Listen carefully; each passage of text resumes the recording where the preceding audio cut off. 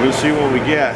Probably a cold one after all that heat we got. We're here at the Scaled Composites building at the Mojave Air and Spaceport, and this is a media event. We're going to hear a presentation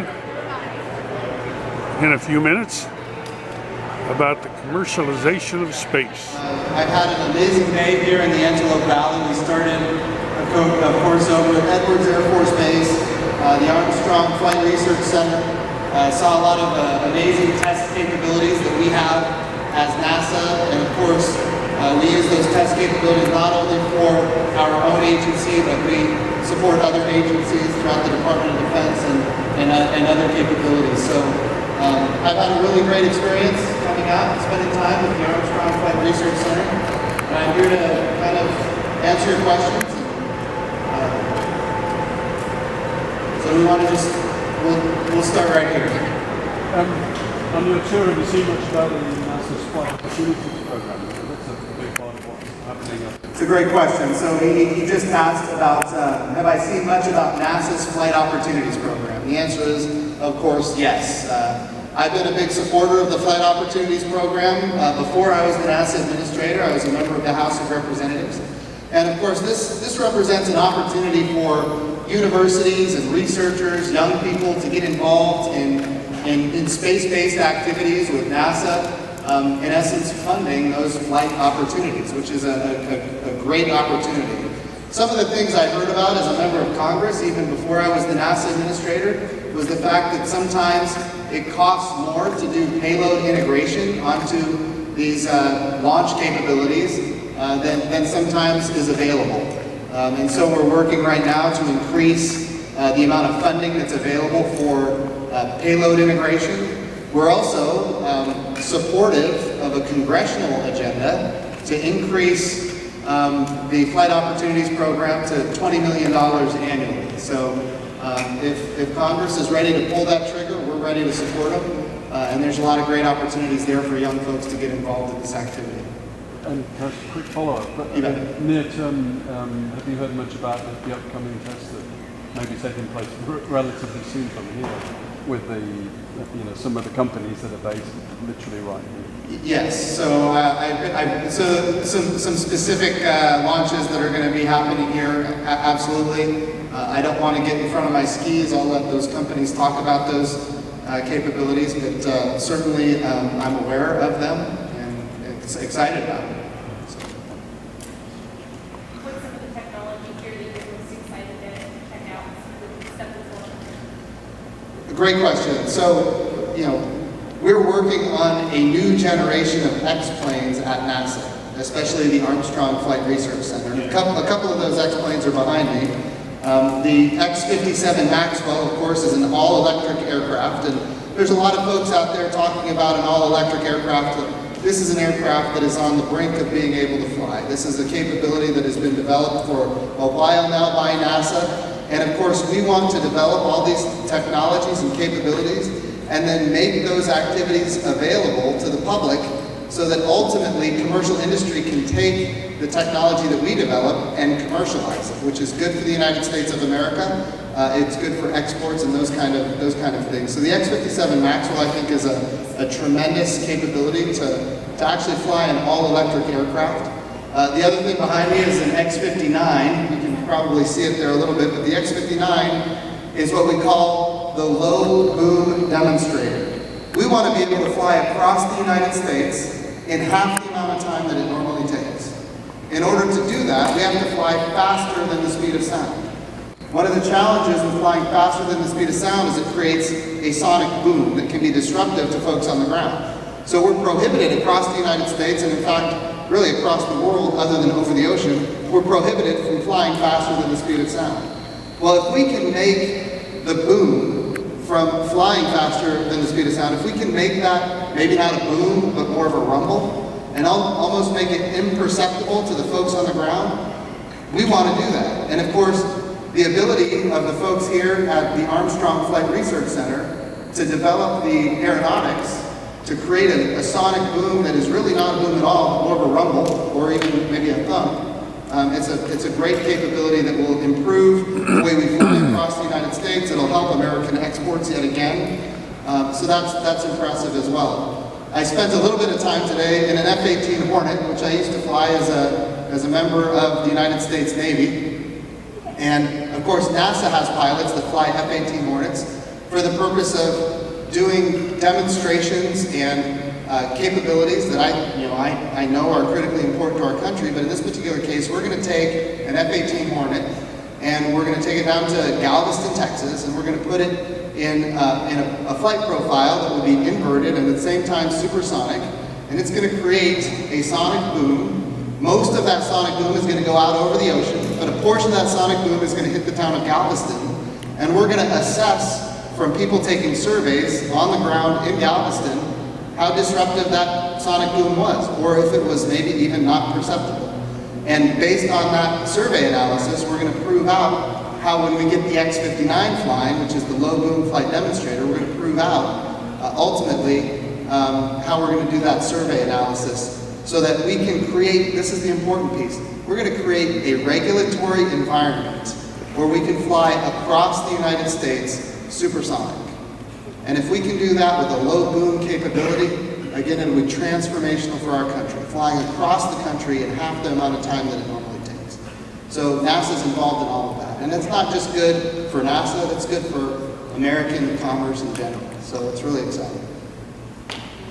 Yes, ma'am? There's been much talk about this Mojave Air and Spaceport being a hub for space tourism in the future. Can you elaborate a little bit more on that? Absolutely. So we want, in fact, we want not only suborbital space flight to be commercialized, we want orbital space flight to be commercialized. We want people to be able to fly into low Earth orbit for commercial purposes. It could be tourism, it could be research, it could be manufacturing, it could be a whole host of different capabilities. It could be the development of pharmaceuticals, for example.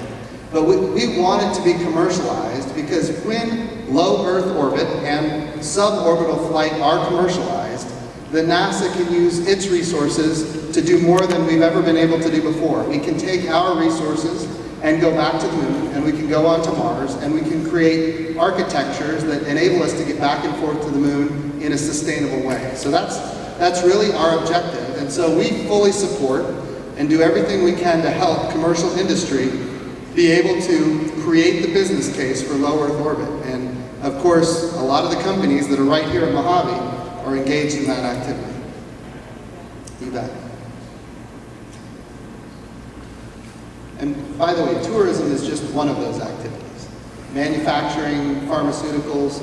Right now we're developing on the International Space Station a potential capability to print using adult stem cells to print organs in 3D so that we can actually save lives on Earth. Capability that we can't do in a gravity well like Earth, but we can do it in a microgravity or a zero gravity environment like on the International Space Station. When we think about all these capabilities, the answer is we believe there is a future where low Earth orbit is going to be commercialized in its entirety. Then NASA is one customer of many customers. And of course we have multiple providers, each of those providers competing on cost and competing on innovation, which enables NASA to do more than we've ever done before. So this is a big part of our objective as NASA. We'll go behind you, if that's all right. Thank you. Yeah, go ahead. Do you feel the legislators at this moment are proactive for your dreams, kind of active, don't care, or just learning? Very proactive. Good. So when you think about NASA as an agency, we had the President's budget request come out. This is a budget request for 2019, and in that budget request, the NASA budget was plussed up by $1 billion. So we're talking about an agency that's about a little over $19 billion. The President comes out with a request that increases it by $1 billion. And on top of that, that was back when I was still in the House of Representatives. Eventually, in March of 2018, we did an omnibus that plussed up NASA $1.7 billion.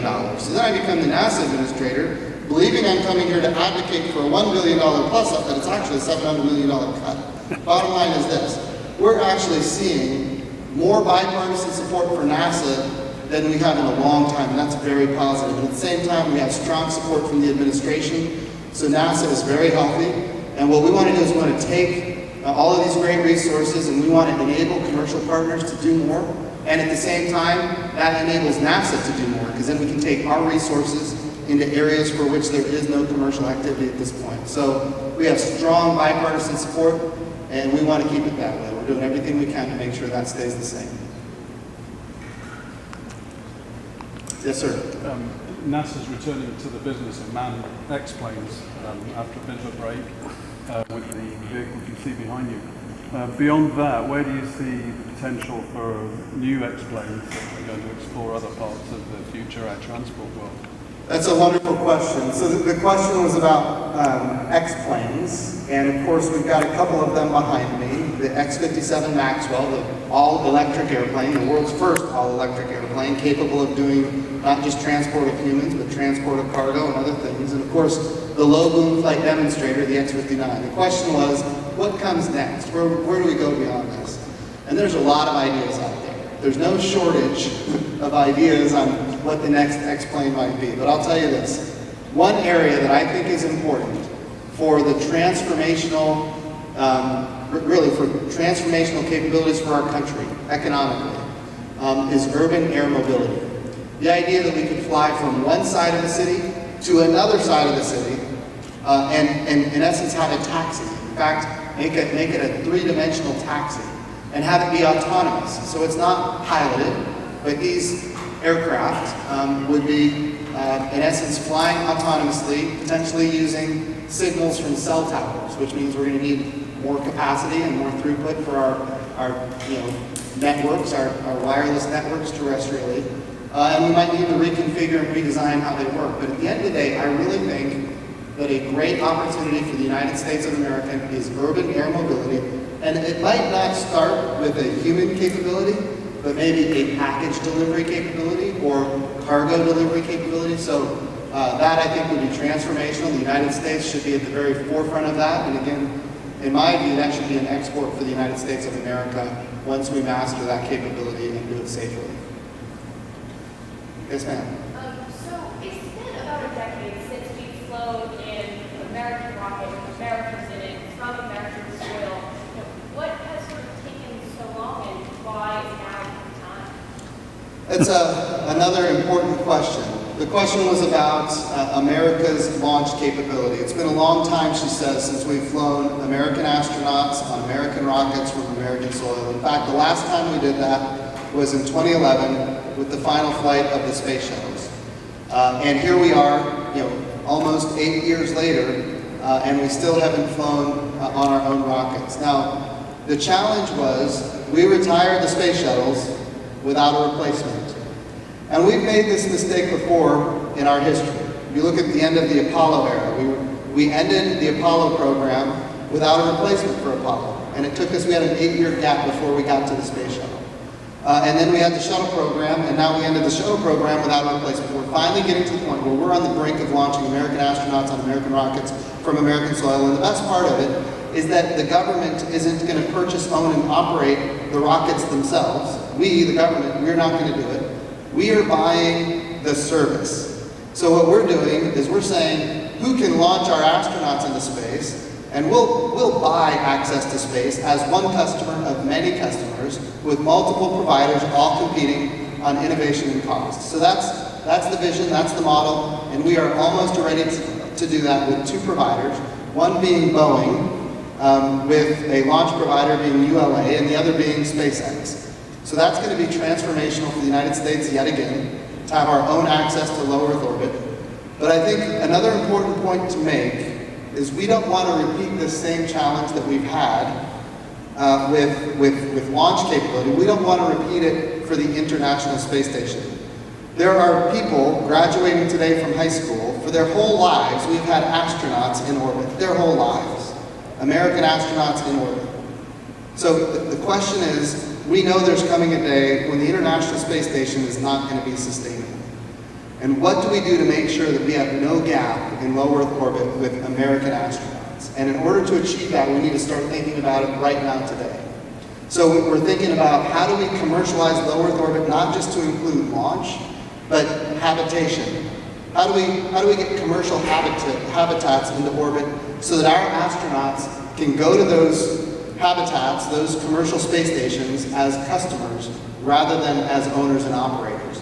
And again, then we become one customer of many, and it drives down the cost and enables NASA to use its resources to go further. So this has been a challenge, but we're almost there, and we want to prevent this from happening again. And we're working really hard to make that a reality.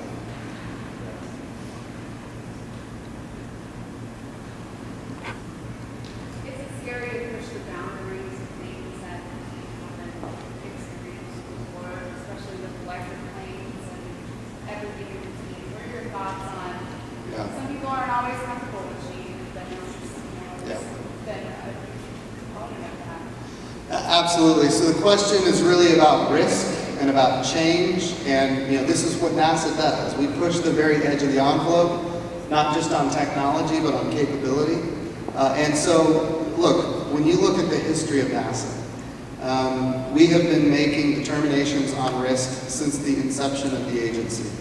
And you think about the Apollo era and how important it was to get to the moon so that we could demonstrate America's preeminence technologically. But it really wasn't about just technological preeminence. That was a piece of it. But it was really about demonstrating an American political and economic system that was superior to the former Soviet Union. That's really what it was all about. And we're still doing that today. That's what NASA does. We're pushing the very edge, doing things that really the private industry isn't ready to invest in yet. Why don't they want to invest? Because it's not guaranteed and there might not be a return on investment. But if we can retire that risk and then enable these new technologies and capabilities to be commercialized, it will pay dividends for the United States of America. And I want to anchor here for 1 second, because this is an important message that I think people need to hear from the NASA administrator. When you think about these kind of opportunities to push the edge of the envelope and do things that have never been done before, you think about the way we communicate. A lot of people watching this, they might be watching using DirecTV or Dish Network. They might listen to it on XM radio.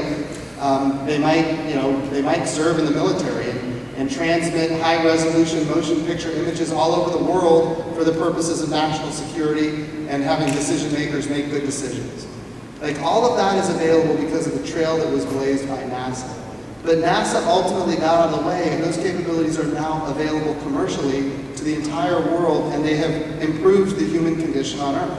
That's what NASA is all about. And it's not just communications. You think about how we navigate using GPS, for example. You think about how we produce food. I was at a swim meet with my kids the other day, farmer there from Nebraska. And he asked me, what do you do? Well, I work for NASA. What do you do for NASA? I'm the administrator. What does that mean? Well, I kind of run it. And he says to me, well, let me tell you what NASA is doing for farmers in Nebraska. And he starts talking about how they're increasing their crop yields and enabling Nebraskans to feed more of the world than they've ever been able to feed before because of NASA technology. Now, a lot of that technology has been and will continue to be commercialized, but again, it was a trail blazed by NASA. The national security and defense, the way we do weather prediction. I come from Oklahoma. We have severe thunderstorms, and I've had folks from my home get killed, almost every year when I was a member of the House of Representatives. My point is this: the data that helps us understand and predict weather, 80% of that data comes from space data. It's data from satellites that are in orbit, built by NASA for NOAA.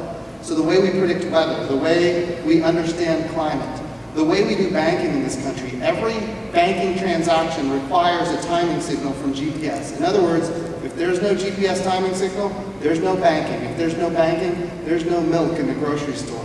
So these capabilities, the way we regulate flows of electricity on the power grid, that's all timing signals from GPS as well. The way we regulate the flow of data on the electromagnetic spectrum for terrestrial wireless networks, again, all these capabilities and technologies are space-based that have elevated the human condition. So one of the things I hear is, why are we investing, it's 1/2% of the federal budget, why are we investing in NASA? And the answer is because it has elevated the human condition in ways that most of America doesn't yet know, but we have to get that message out. We have to let people know that that is a tiny investment that has elevated the human condition, not only for everybody in America, but everybody in the world. And so if you can't tell, I'm a real believer in what we're doing here. And it is absolutely transformational and will continue to be so. So yes, some people are afraid of change. We at NASA are not. We embrace it, and we want to improve the human condition. Thank you for the question. Yes, sir. What do you see NASA's role, if any, in the proposed Space Force the current administration has put forward? Another great question. You can imagine I get that everywhere I go. Okay. So NASA is about exploration, we're about discovery, we are about science and technology. That's who we are, that's what we do. We don't do national security and we don't do defense. All of that being said, before I was a NASA administrator, I was in the House of Representatives. And I can tell you firsthand that as a member of the House of Representatives, I have voted on the Space Corps, which is very similar to the Space Force. Think of the Marine Corps as really part of the Department of the Navy. We voted on creating a Space Corps as a part of the Department of the Air Force.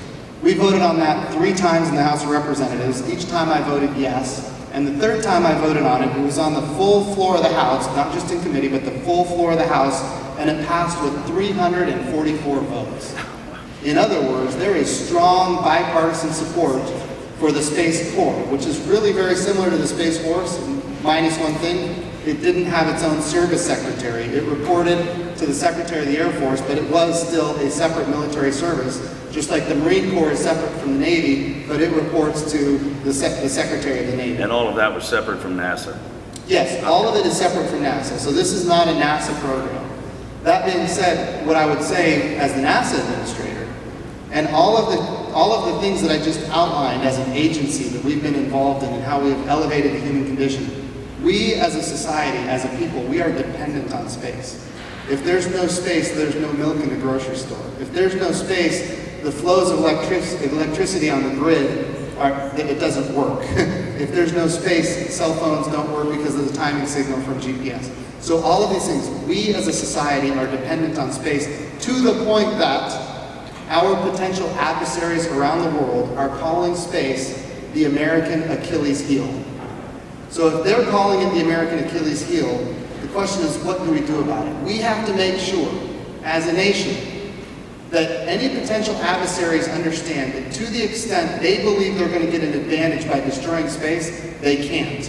And if we can prevent them, deter them from believing that they're going to have an advantage by destroying space, then they won't do it. That's the objective behind the Space Force. It's why there was so strong bipartisan support of it in the House of Representatives.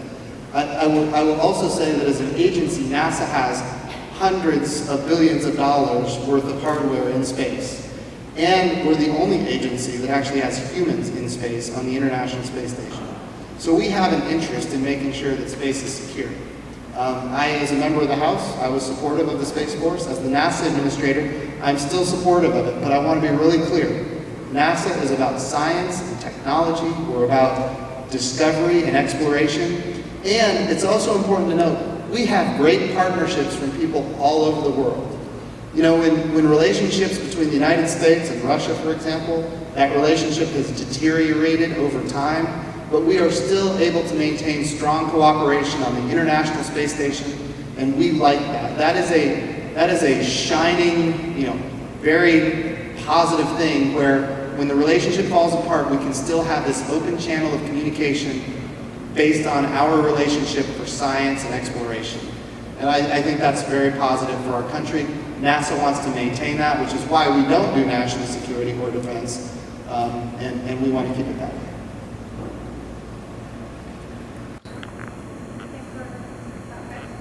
Okay. One last quick question. Yes, Is there a sir. time frame on going back to the moon? I know we talk about that all the time. Is there a time frame on that? We want to do it inside of 10 years, Okay. and we're working towards that. I want to anchor on this for 1 second, and I know I'm getting the hook here, but when you think about going back to the moon, this time we're doing it differently. The President's Space Policy Directive has a few key words in there. Number one, he says we're going sustainably. In other words, we're not going to repeat Apollo again. It's not going to be flags and footprints, and when we come home, we never go back. We want to go in a sustainable way so we can get back and forth to the moon with robots and rovers and even humans a lot. And in order to be sustainable, that means that we have to do a couple of things, and this is in Space Policy Directive 1 as well. We need to utilize our international partners. We need to partner with all of the different space agencies that exist today that historically have not existed. And we need to utilize our commercial partners in a way, even 5 or 10 years ago, we didn't have these robust commercial capabilities where we can buy access as one customer of many customers. So we want to take advantage of our commercial partners. What does that mean? That means they have already shown us what happens when you have reusable rockets. The cost goes down, access goes up, all that's positive.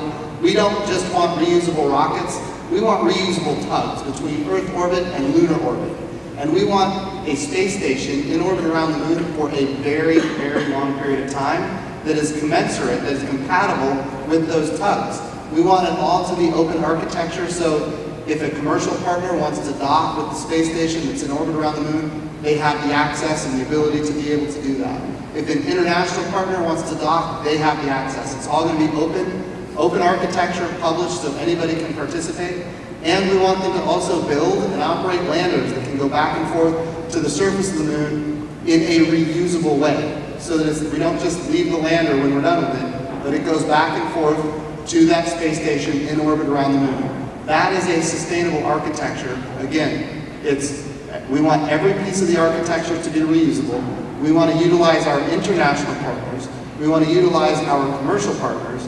And ultimately, we want to retire risk and then take all of these capabilities and technologies after the risk is retired. We want to take them to Mars. We want it to be replicable at Mars. So we're going to the moon, we're going to the moon, we're going to retire the risk, and then we're going on to Mars. That's the vision of Space Policy Directive 1. So I just want to say thank you all for participating. It's been great being in the Antelope Valley. A lot of amazing things happening here. It's thrilling for me as the NASA administrator to get to say I'm a small part of it, but there's a lot that's already been done and a lot more to do. So appreciate all of you guys being here. Thank you.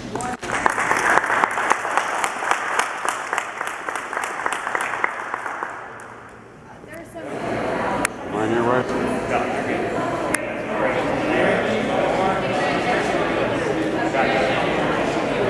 Well, it's great to have Jim Bridenstine out here. He was a big supporter of NASA when he was in the House. Obviously, he was a great stellar pick. Somebody we can work with, somebody who knows the Antelope Valley very well and knows all of the accomplishments that have happened out here. Will Mojave become actually a spaceport? Well, they are a spaceport. We are, but will we launch and retrieve? I think so, and I think also what you're seeing with Stratolaunch and other companies, you're going to see big innovative ideas. When I talk in science and space, I bring up companies like Maston and Stratolaunch, and of course Virgin and Scaled and all the ones out here that are doing innovative things on a daily basis to push forward mankind. This is really the center of the future of flight. Who would have thought? Who would have thought? I'll bet Pete never imagined. Who would have thought flying over this dusty, windy town of Mojave, this would be kind of the center of the future. Sure. I'm sure my father flew over Mojave 400 or 500 times and stayed at White's Motel and things like that. That's right. And thought, holy cow. But here we are in 2018, and this is the center of what's going on. The Antelope Valley has always been the future of flight. Sure. This will continue to be the future of flight. North Carolina might have had the first, and we took it over from there, and for the last 100 years, this is where it's been happening. Well, keep pushing for us back there. We will. We will. We have great passion for this. Good. Thank you. I just heard Mr. Knight say that Mojave has a very good chance of actually becoming a spaceport, meaning launching and retrieving. What are your thoughts on that? So, believe it or not, we've already done it. Yeah. So not only in the Spaceship One days, but we are the current Virgin Galactic program with Spaceship Two, or Spaceship Unity rather, are actually licensed launches now. So, so we're already integrating them, which is some real positive story for the FAA that we've got a lot of different types of vehicles operating here from Mojave, including licensed launches. So it's going to happen. It's really going to happen. Yep. We'll have a couple of satellite operators operating from Mojave as well very soon. Well, good. And things are going well with the management of the spaceport? Things are going going very well. We're very busy. We're growing. We actually won an FAA grant to extend our taxiway project. Yes, I wrote an article on that. Yep, so we'll have a new extension to our taxiway, and hopefully new projects coming up as well. Good. Well, best of luck, and thanks for the interview. Thank you. I need your picture.